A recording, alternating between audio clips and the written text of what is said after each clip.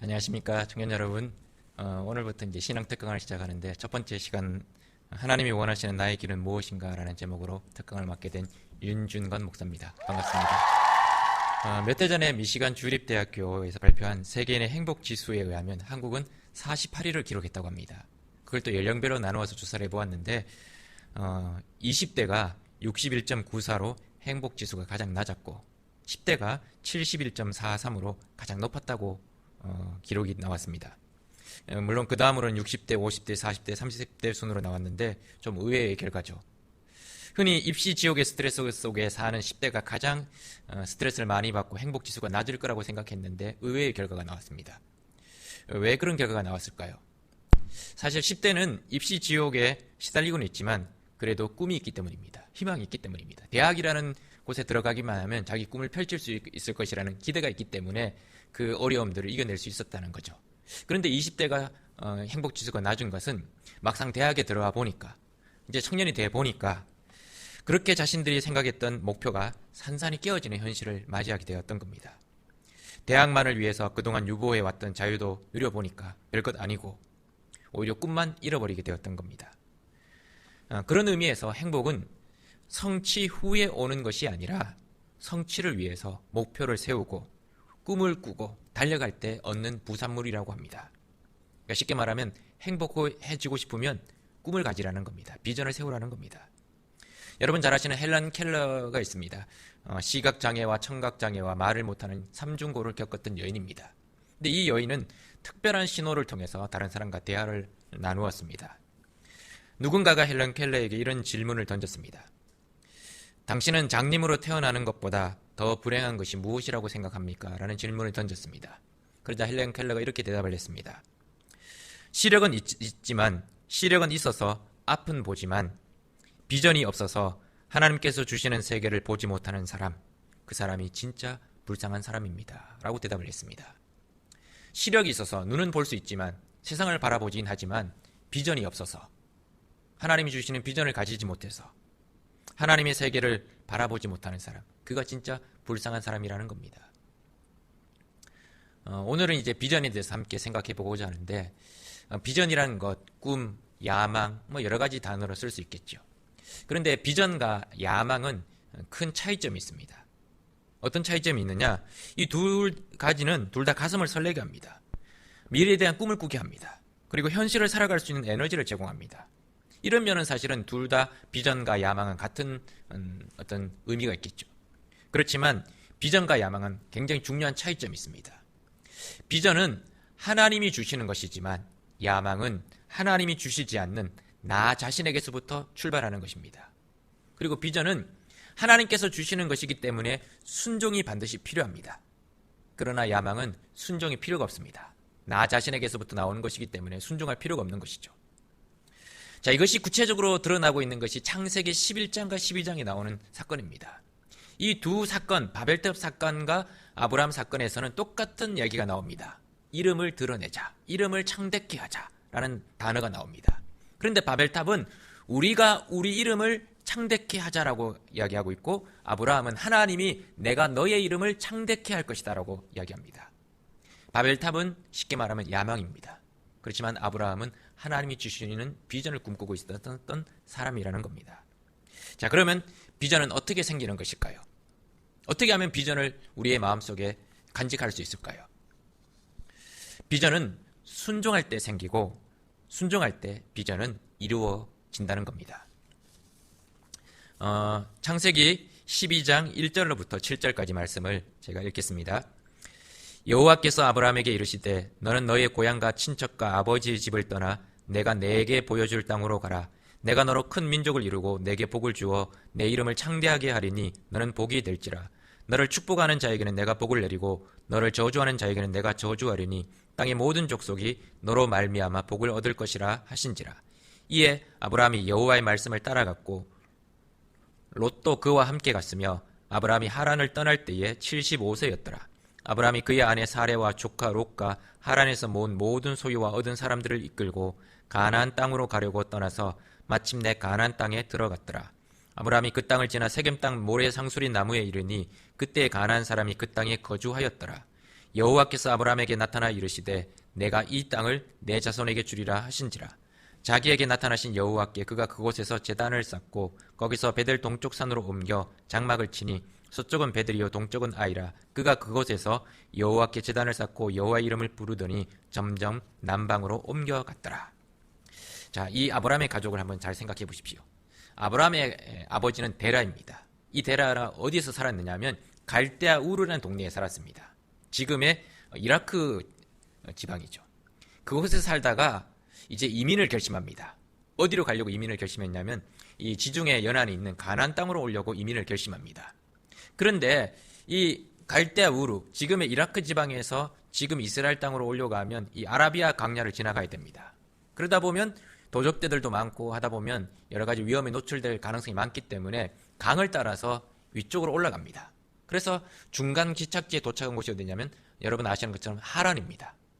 하란의 중간 기착지로 잠시 이제 도착을 했습니다. 그곳에서 짐을 풀고 조금 쉬었습니다. 쉬었다가 이제 가나안 땅 가려고 했는데 막상 그곳에서 짐을 풀고 살다 보니까 여기도 살기 괜찮은 동네인 겁니다. 뭐 먹고 사는 문제 잘 해결될 수 있을 것 같고 가족들도 비교적 안전할 것 같아서 그곳에서 그냥 눌러 앉게 되었던 겁니다. 자, 그런데 하나님은 이 데라의 가정에 장남인 아브라함을 찾아오셨습니다. 그리고 오늘 1절 말씀처럼 너의 본토 친척 아비 집을 떠나서 내가 네게 보여줄 땅으로 가라고 말씀하셨습니다. 쉽게 말하면 비전을 주신 겁니다. 꿈을 주신 겁니다. 하나님이 보여주실 땅, 그 약속의 땅, 비전의 땅, 꿈의 땅으로 갈 것을 하나님이 명령하신 겁니다. 그래서 아브라함은 오늘 4절 말씀에 보면 이에 아브라함이 여호와의 말씀을 따라갔고라고 성경에 기록합니다. 하나님의 말씀을 따라갔다는 겁니다. 이 말씀이라는 단어는 히브리어로 다바르라는 단어를 쓰는데 이것은 그냥 우리가 말하는 이렇게 말이 아니라 명령을 의미합니다. 하나님의 명령을 따라갔다는 겁니다. 하나님의 명령을 준수했다는 겁니다. 하나님의 명령에 순종했다는 겁니다. 하나님의 말씀을 행동의 절대 기준으로 삼았고 말씀의 권위를 존중하고 어김없이 그 길로 나가게 되었던 겁니다. 아브라함은 하나님의 말씀을 따라서 집과 아버지를 떠났습니다. 안정된 직장, 안정된 가정, 여유 있는 생활, 그 모든 것을 다 버리고 이제 떠났습니다. 오로지 하나님의 말씀에 의지해서 길을 나선 겁니다. 모든 순간마다 하나님의 말씀에 순종하며 살았습니다. 그 절정이 바로 100세 때 얻은 외아들 이삭을 바치라는 명령에 순종하는 것이었습니다. 그래서 비전은 순종하는 자에게 주어지는 것입니다. 이 아브라함의 사건을 한번 잘 생각해 보시면요, 좀 특이한 점이 있습니다. 창세기 11장 32절에 보면 아버지 데라가 죽을 때 나이가 205세로 나옵니다. 그때 아브라함의 나이가 몇 살이냐? 아브라함이 아버지를 떠날 때 나이가 75세입니다. 그런데 아버지가 죽을 때 나이는 이때 아브라함의 나이는 135세가 됩니다.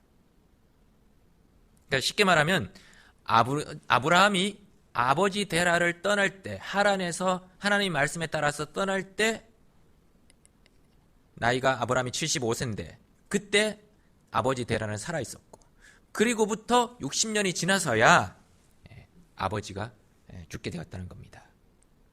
쉽게 말하면 아버지가 145세 눈이 시퍼렇게 떠서 살아있을 때 아버지 곁을 떠났던 겁니다. 아브라함은 철저히 하나님의 말씀에 순종해서 그 길을 갔던 사람입니다.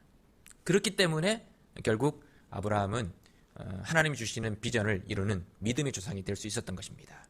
자, 두 번째, 하나님이 주시는 비전은 처음에는 희미합니다. 그러나 순종해서 한 걸음 한 걸음 말씀 따라 살면 구체적이고 분명해집니다. 그리고 어느 순간 이루어지는 것을 경험하게 됩니다. 성경이 있으면 창세기 12장을 한번 잘 펴놓고 한번 제 강의를 따라와 보십시오. 자, 하나님이 아브라함을 부르실 때 12장 1절에 뭐라고 말씀하시냐면 내가 네게 보여줄 땅으로 가라고 말씀하십니다. 1절에 하나님이 내가 너에게 보여줄 땅으로 가라고 말씀하십니다. 자, 그리고 이제 7절 말씀에 보면 하나님이 이제 또 아브라함에게 나타나십니다.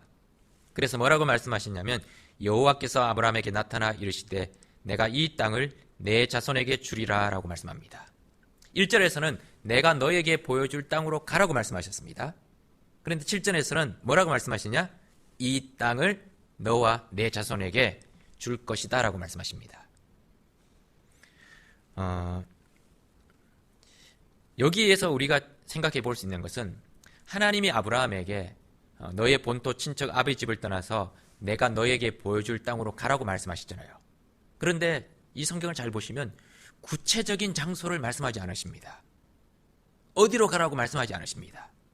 내가 너에게 보여줄 땅으로 가라고 말씀하셨지만 어디로 가라, 뭐가 되라, 어떤 직업을 선택해라 라고 말씀하지 않으십니다. 이 보여줄 땅이라는 단어는 미래 미완료형을 씁니다. 이 미래 미완료형은 아직까지는 보여지지 않았지만 미래에는 구체적으로 보여질 것을 의미하는 단어입니다. 그러니까 아직까지는 눈에 보여지지 않습니다. 그런데 앞으로 보여지게 될 것을 이야기하는 단어가 이 미래 미완료형이라는 겁니다. 자, 한번 상상해 보십시오. 어느 날 하나님이 아브라함에게 나타나셨습니다. 그리고 너의 본토 친척과 아버지 집을 떠나서 내가 너에게 보여줄 땅으로 가라고 말씀하셨습니다. 자, 그래서 자기 집에 이제 막 이삿짐을 준비합니다. 포장하고 싸고 버릴 거 버리고 가질 거 가지고 은행 가서 통장에 돈도 찾아야 되고 막 여러 가지 다 준비를 하죠. 자, 그래서 가는 날, 그날 당일날 이삿짐 센터 차량을 불렀습니다. 그런데 그 이삿짐 센터 와서 하는 얘기가, 자, 어디로 이사를 가야 됩니까? 새로 이사 가실 곳 주소를 가르쳐 주세요. 그런데 아브라함이 뭐라고 대답하죠? 하나님이 보여주실 땅이라고 말씀하셨는데 구체적인 장소는 말씀하지 않으셨습니다. 잘 모르겠습니다. 이사를 가긴 가야 되겠는데 어디로 가야 될지 모르겠습니다. 그런 지금 지경에 처해 있는 것입니다. 여러분 같으면 어떻게 하셨을까요? 여러분 같으면 지금 아브라함 같은 이런 처지에서 어떻게 행동하셨을까요? 만약 저라면 하나님 구체적으로 좀 말씀해 주십시오. 어디로 가야 됩니까? 주소를 가르쳐 주셔야죠. 하나님 보여주실 땅이라고 했는데 어디라고 말씀도 안 하시면 저희 어떻게 해야 됩니까? 그렇게 말하지 않겠습니까? 그냥 가라고 하면, 보여줄 땅으로 가라고 말하면 너무 추상적이죠. 구체적이지 않죠. 그런데 이 아브라함의 이 사건을 신약 성경에서 해석한 성경이 나옵니다. 그게 히브리서에 나옵니다. 히브리서 11장 8절에 보면 이 사건을 이렇게 신약 성경에서 해석을 합니다. 믿음으로 아브라함은 부르심을 받았을 때에 순종하여 장래의 유업으로 받을 땅에 나아갈새 갈 바를 알지 못하고 나아갔으며, 갈 바를 알지 못하고 나아갔다는 겁니다. 어디로 가야 되는지 모르는 상태에 길을 나섰다는 겁니다. 그게 믿음이고 순종이라는 겁니다. 자, 그러면 구체적으로 이제 아브라함이 길을 나서야 되죠. 길을 나섰습니다. 어디로 가야 될까요? 선택해야 됩니다. 결정해야 됩니다. 자, 아브라함은 어떻게 결정하는지를 우리가 이제 조금 쉬었다가 다음 시간에 한 번 더 생각해 보도록 하겠습니다. 잠시 쉬겠습니다.